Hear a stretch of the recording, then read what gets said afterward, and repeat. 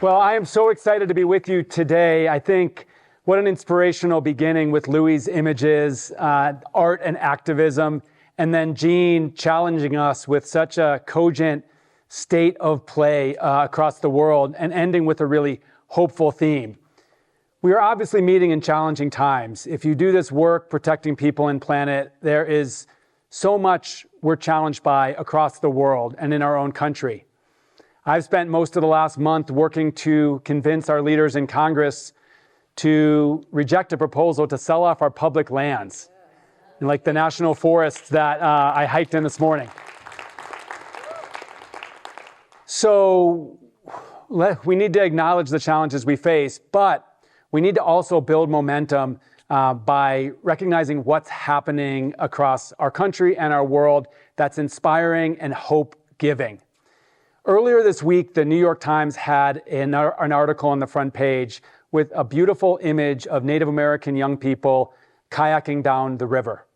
And it wasn't any river, it was the Klamath River.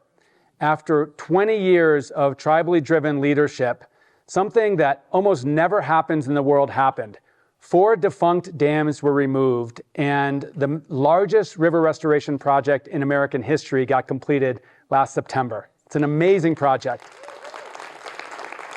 And it's a really important project because salmon rely on this river. And for over 100 years, they were cut off from 400 miles of their habitat. Used to be the third most abundant salmon fishery, salmon river in the western United States. Over time, eroded.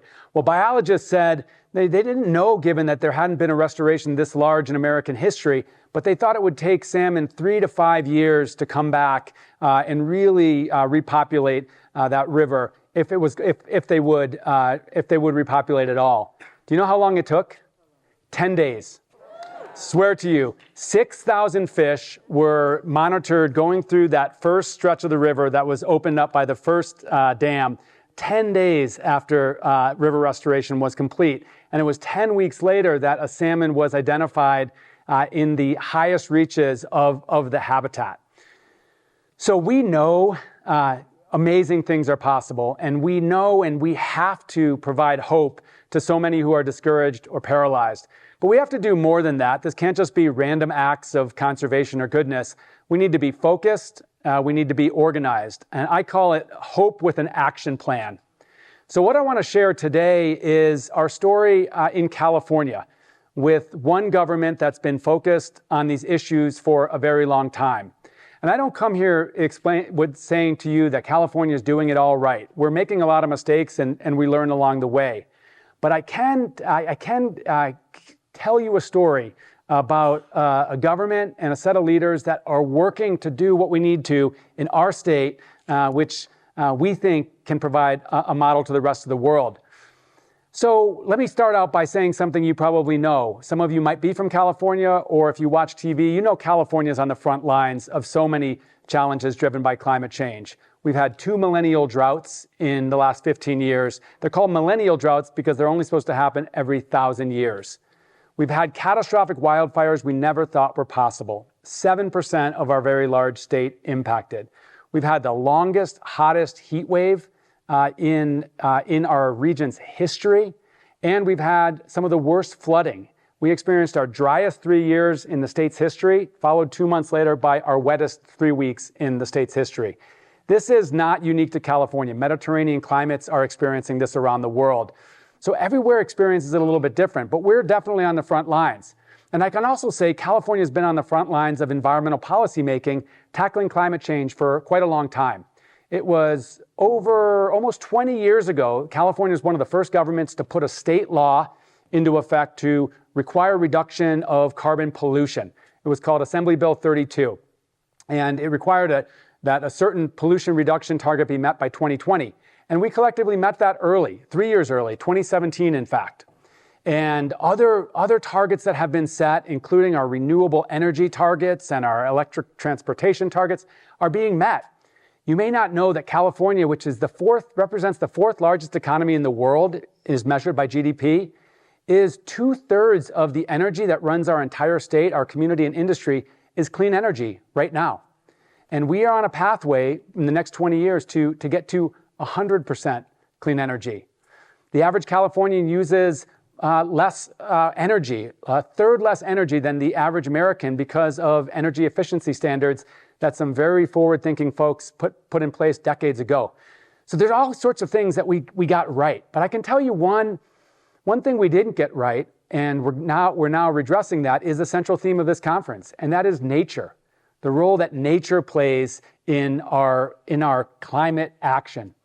So we set policy on renewable energy and electric vehicles and building efficiencies, but nature was always a little separate. And we didn't have targets on nature. And nature, yes, we were trying to conserve the environment and save endangered species, but it wasn't really connected in. And we had an aha moment just in the last 10 years when we had catastrophic wildfire in a season that completely wiped out all of those emissions gains over 15 years as a result of our climate policies. So what that told us is, yes, we have a crisis in our atmosphere, but we have a crisis in our biosphere as well, in our lands and our waters and our ecosystems. And in order to address the climate crisis, the crisis of our atmosphere, we need to protect and restore the health of our biosphere. And climate scientists across the world agree. The Intergovernmental Panel on Climate Change, which is the foremost international collection of scientists that advise the UN and really all the nations of the world that are working together on this, identified 5 years ago that there were 5 sets of actions that we can take in the next 10 years to actually move the needle on stabilizing the climate. And 3 of them involved nature and land conservation. So in California, we have realized nature is every bit as important as renewable energy, as shifting transportation and fuels, moving beyond petroleum. And we've had a bit of a paradigm shift. At our agency, I lead a big agency, 26,000 people, one of these big state agencies. We had a mission statement that ran 2 paragraphs long that basically nobody remembered, if maybe not nobody even understood. And we distilled it. Our mission statement is people, that all Californians, people and nature thriving together. And then we amended the statement about 6 months later because I was giving a presentation and a colleague and a friend who's a tribal leader, was vice chair of the Yurok tribe, stopped me cold in the middle of a presentation and said, Wade, it's not people and nature. People are nature, nature are people. So we've modified our mission statement, all Californians and nature thriving together as one. And if you come to our headquarters in Sacramento, you'll see a quote by the poet Gary Snyder on our wall that says, nature isn't a place that we visit, it is home. Because at the end of the day, what we call ecosystems are our home systems. You know, I grew up thinking ecosystems were environmental systems for fish and wildlife and animals. Well, the root of the word eco, it comes from the Greek root home. These are our home systems. And when our ecosystems are unhealthy, our own systems, our natural resource systems, our water, our air is unhealthy. So we've been on a journey the last 5 years, and it's been incredible. It's been like the honor of my career to help this paradigm shift. So what does it mean? It means thinking big. It means thinking big projects like the Klamath River Restoration Project that agencies like mine told tribes like the Yurok and the Karuk peoples that would never happen. And lo and behold, it happens. Today, we're building the largest land-based wildlife crossing. Think about a nature bridge outside of Los Angeles that will span 10 lanes of the 101 freeway and another access road to connect a huge habitat on one side with the other for mountain lion, which are an endangered species in Southern California. This idea of reconnecting our lands, so critical. We're also focused on bringing back animals. So condor reintroduction across the American West has been a success story. And one of the highlights of my time in this role was going up with National Park Service scientists and Indigenous scientists and actually helping release condor in Northern California. The gray wolf, which of course was restored to this part of the United States, has made it down to California and is rebounding in a really robust way. Not without its challenges with our ranching community that we're working through, but remarkable. We've even brought back beaver, which probably in this part of the world you don't think is so extraordinary, but the fur trade and the fur rush was so intense prior to California statehood that we lost beaver from most of the state, so much so that our scientists didn't realize that beaver was native. And it was the Native American tribes that worked to convince us with environmental activists that beavers are needed. They are nature's engineers. They're wildfire resilience creators, they're water supply protectors, and so many other attributes. So now beavers are back. So it's thinking big, it's bringing back all pieces of the ecosystem, and it's also thinking at scale.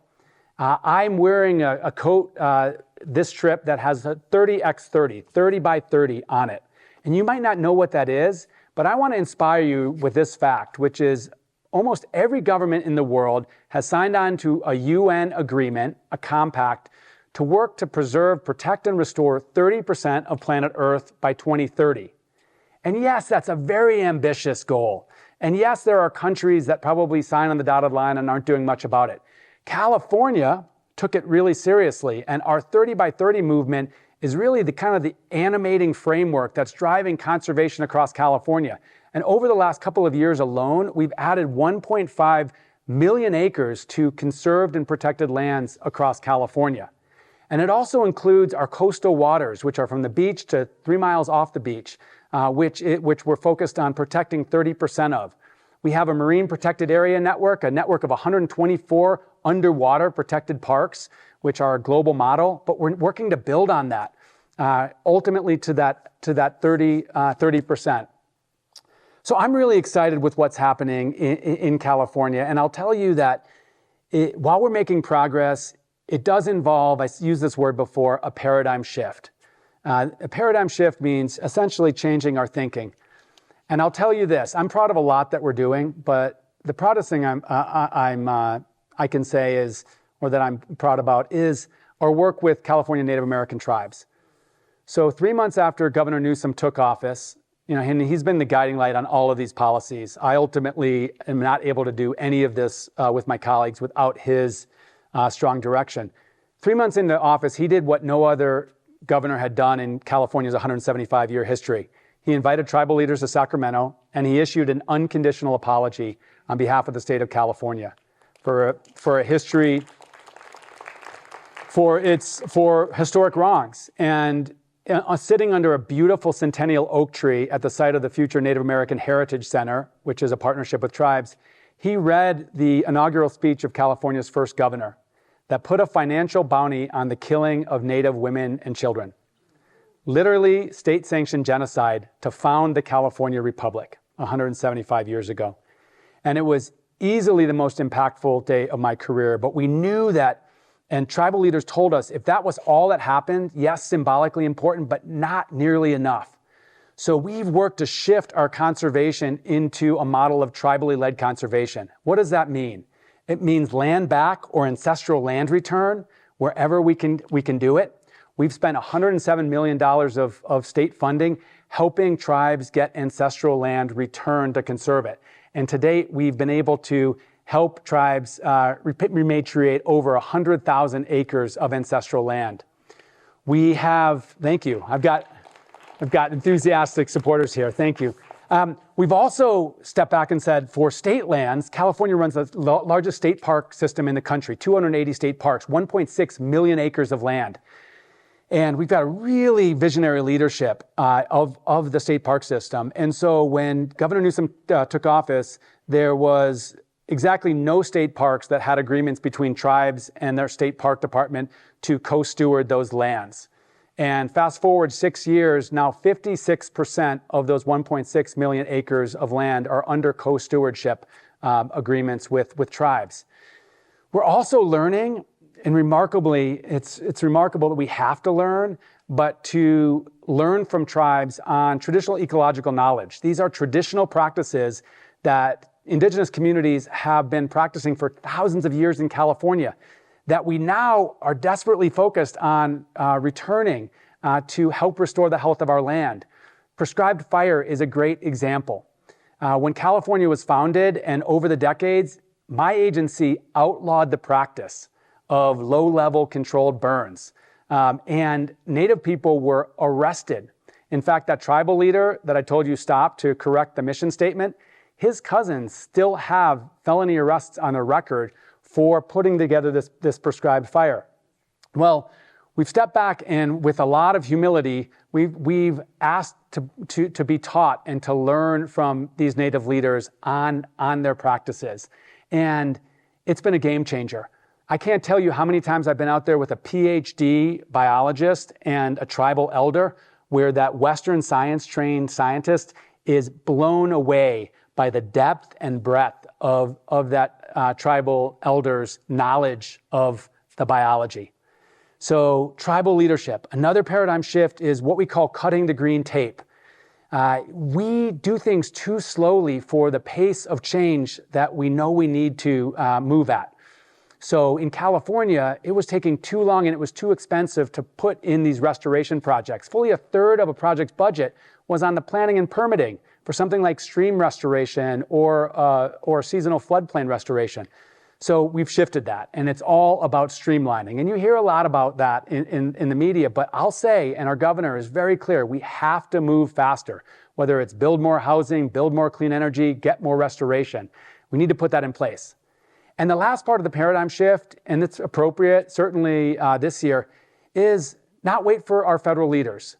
Yes, we are a country. We should move as a country. Federal leadership is so important for protecting the planet. But there are plenty of governments, whether you're a local government or a state government or a tribal government or a county, who can move and get the work done. And in many ways, we're on the front lines as states and regions and cities. So we've developed an international network across the world of other countries, or I should say other governments in other countries that are getting this work done. And we met under the auspices of this UN Convention on Biodiversity in Colombia last fall. And it was amazing to hear what's happening. And frankly, to learn. As proud as we are of what's happening in California, there are so many other places in the world that are going above and beyond what we're doing. So I'm hopeful, and we have an action plan. I know you have an action plan. So this week here in beautiful Sun Valley is about connecting, because we know the planet deserves it, we know our people deserve it, and we know there's no time to waste. So let's get to it. Thank you very much.